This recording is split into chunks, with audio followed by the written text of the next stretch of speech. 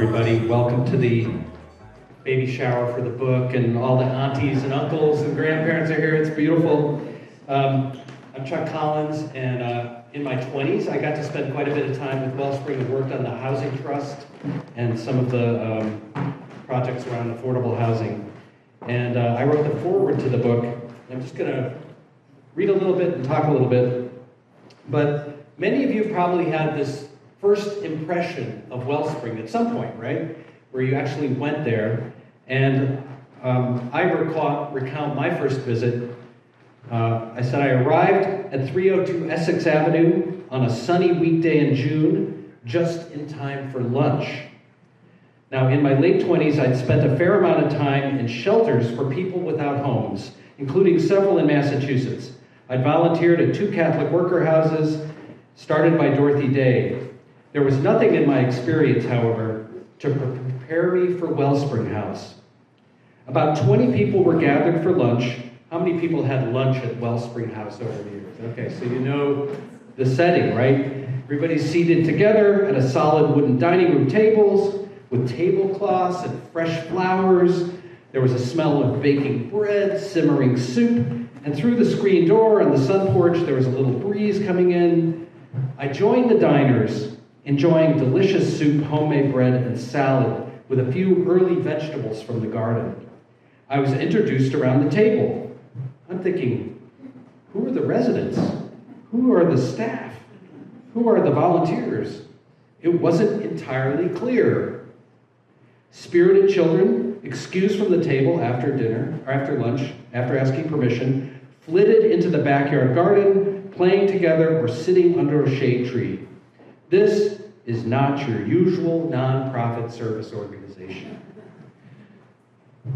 And I think the title of this book, Radical Hospitality, really tells the story. Radical hospitality is the deep welcoming of strangers.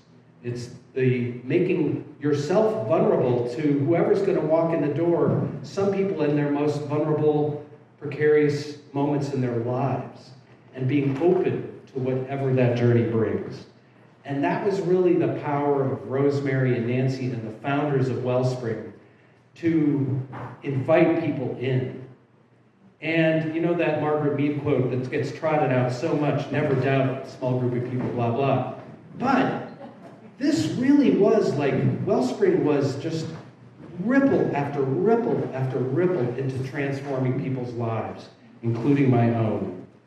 And I think that power of the Wellspring lesson captured in this book, which I hope you will read and share, is the power in this moment of radical hospitality. We have an unprecedented crisis in homelessness, people without housing, unsheltered.